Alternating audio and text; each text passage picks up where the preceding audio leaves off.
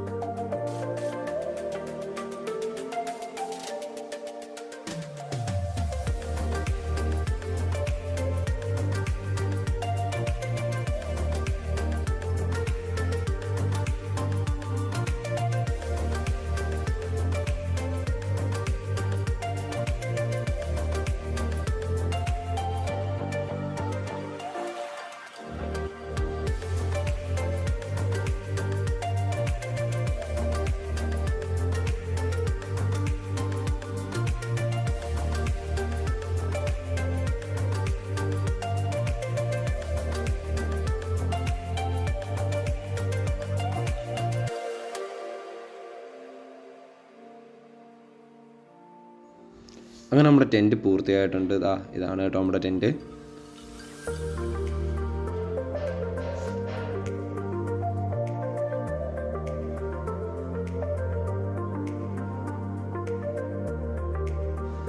ഇന്ന് നമ്മൾ പോകാൻ പോകുന്നത് ചോജ് എന്ന് പറയുന്ന വില്ലേജിലേക്കാണ്. അതിനോടൊപ്പം തന്നെ നമ്മൾ മറ്റൊരു കഫേയിലും കൂടെ കയറുന്നുണ്ട് കേട്ടോ. അത് ഞാൻ അവിടെ എത്തുമ്പോൾ കാണിച്ചു തരാം.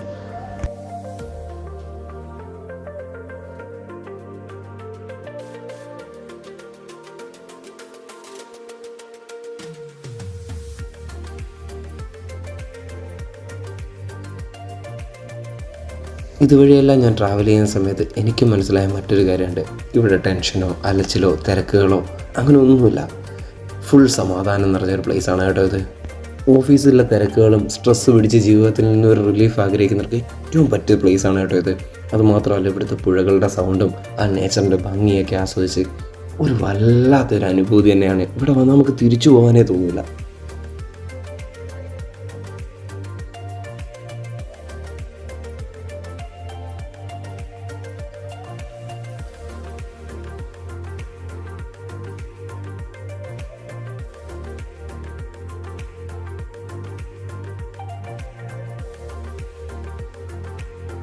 നമ്മൾ പറഞ്ഞ ആ കഫേ ഇതാണ് കേട്ടോ, ശാന്തി കഫേ.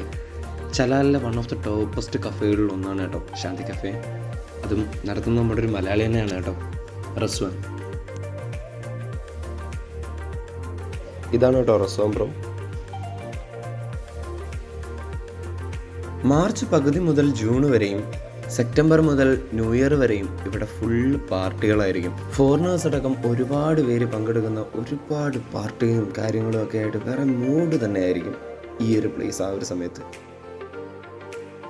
ഇവിടെ നടക്കുന്ന ഒരുവിധപ്പെട്ട എല്ലാ പാർട്ടികളുടെയും ആ ഒരു ലിസ്റ്റിംഗ് നമുക്ക് ഇവിടെ ഈ വോളിൽ കാണാൻ കഴിയും കേട്ടോ.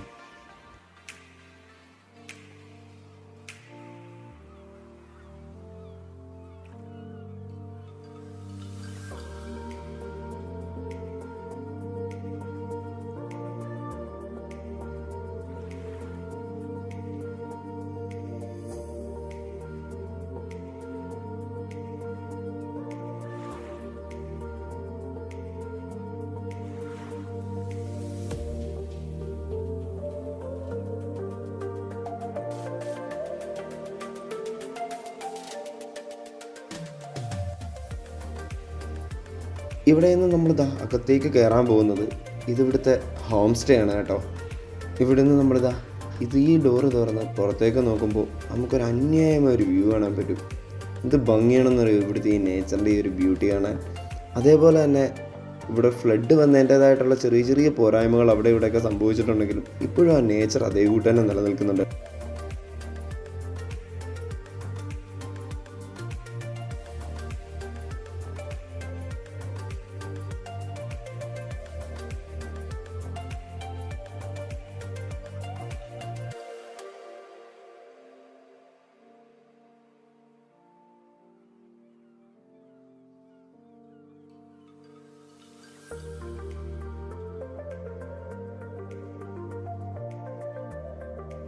ഇനി നമ്മൾ കയറി പോകാൻ പോകുന്നതാണ് ചോജ് വില്ലേജ്.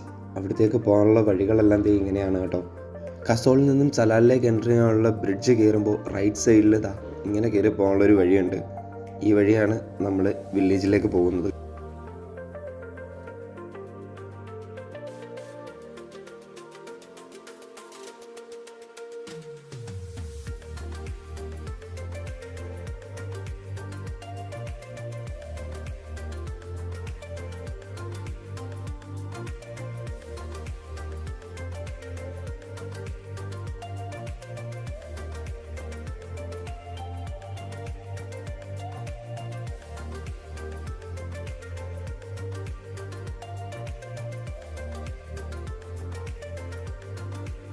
അങ്ങനെ നമ്മളിതാ വില്ലേജിലേക്ക് എൻ്റർ ചെയ്തിട്ടുണ്ട് കേട്ടോ. നമ്മളിതാ ഈ ഇടവഴികളിലൂടെ നടന്ന് വേണം ഉള്ളിലേക്ക് പോകാൻ. ഇവിടെ നിന്ന് അവസാനം നമ്മൾ പോകുന്ന ഒരു സൈറ്റ് ഉണ്ട്. അതെനിക്ക് ഭയങ്കര ഇഷ്ടപ്പെട്ടൊരു വ്യൂ ആണ് കേട്ടോ.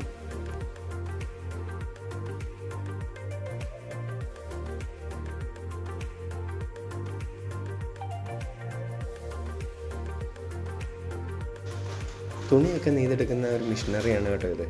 കൈത്തറി അല്ലെങ്കിൽ ഹാൻഡ്ലൂം എന്നൊക്കെ പറയും.